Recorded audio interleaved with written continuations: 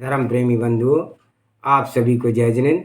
मेरे इस चैनल में आपका स्वागत है। मेरे इस चैनल में कोटिवध श्रीपाल पुराण का वर्णन चल रहा है और उसमें कल हमने स्वाध्याय किया था कि किस प्रकार से श्रीपाल ने अपने पूर्व भव को मुनिराज से सुना और फिर राजमहल में आकर के राजपाट को संभाल लिया। लेकिन एक रात जब उसने बिजली की चमक देखी और वह बिजली की चमक तुरंत बुझ गई, तो उसे देख करके उसे लगा कि यह मेरा धन वैभव यौवन शरीर सब इसी तरह से नष्ट होने वाला है। और उसने जाकर के अपने पुत्र को राज्याभिषेक करके मुनि दीक्षा धारण कर ली और उसके साथ 700 मुनियों ने और उसकी 700 जो उसके साथी वीर साथी थे उन्होंने और उसकी माता ने और सभी रानियों ने जो है दीक्षा धारण कर ली। अब आगे का स्वाध्याय करते हैं कि श्रीपाल को केवल ज्ञान की प्राप्ति कैसे हुई। सर्वप्रथम मंगलाचरण करते हैं। नमे श्री वर्धमानाय निर्धूत कललात्मने सालूकाणाम तिलूकाणाम यद विद्या दर्पणाय ते सर्वे श्रोता सावधानतः श्रवन्तु। 22 परेशों को सहन करते हुए जब श्रीपाल मुनि दुर्धर तप करने लगे, 13 प्रकार के चारित्र का पालन करते हुए भव्य जीवों को ज्ञानामृत का पान कराने के उद्देश्य से वे देश विदेश में विचरण करने लगे। तपस्या के प्रभाव से उनका शरीर क्षीण हो गया। वे कभी पहाड़ पर, कभी कंदरा में, कभी नदी सरोवर के किनारे, कभी वृक्षों के नीचे ध्यान लगा करके आसीन हो जाया करते थे।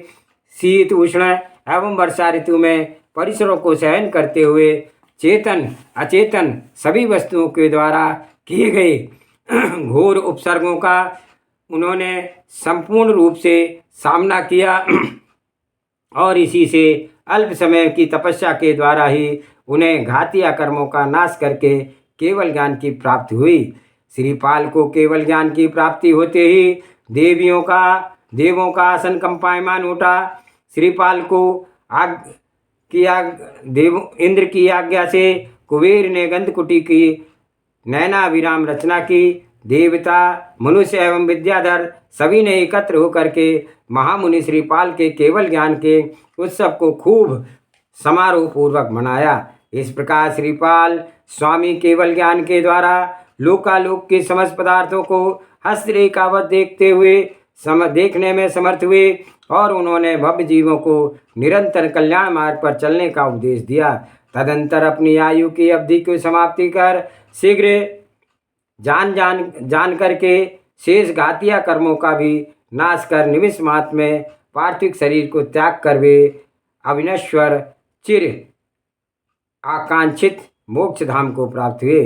सम्यक आदि पाठ 8 एवं अनंत शुभ गुणों के धारी होकर हेतु सदा के लिए जन्म जरा मृत्यु से नाश करने में समर्थ हुए। धन्य है उन महापुरुषों को जिन्होंने पवित्र जैन धर्म का आश्रय लेकर के इस संसार समुद्र को पार किया एवं मोक्ष नगरी में विराजमान होने का अधिकार प्राप्त किया। मैना सुंदरी ने भी आर्य का व्रत धारण करके घोर तपस्या किया। तपस्या के प्रभाव से उन्होंने स्त्रीलिंग को छेदन कर 16वें स्वर्ग में 22 सागर की आयुधारी देव का पद प्राप्त किया और उनका जीव वहाँ से चय करके मोक्ष जाएगा।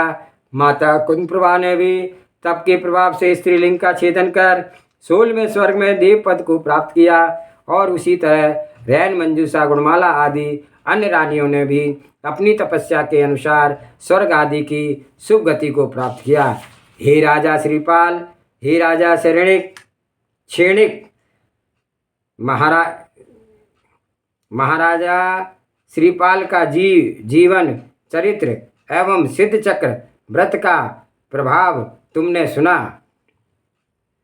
गौतम गणधर के मुख से श्रीपाल पुराण को सुन करके सभी को अत्यधिक आनंद हुआ।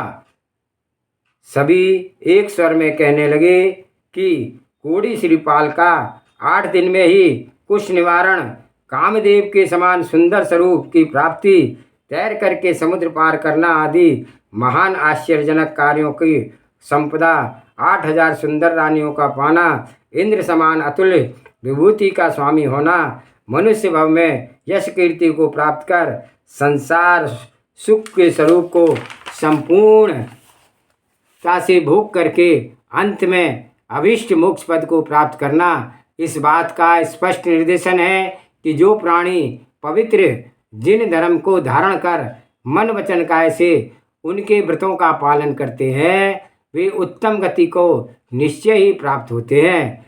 श्री जी ने शासन रूपी वृषभ को धारण करने वाले महापराक्रमी अनंत केवल ज्ञान विभूषित सिद्ध भगवान श्रीपाल स्वामी के इस अतिशय पूर्ण चरित्र का जो भी श्रद्धापूर्वक मनन अध्ययन करेगा, वह भी कालांतर में मोक्ष मार्ग के पथिक बन करके इस भवसागर से अपना उद्धार करने में अवश्य समर्थ होगा।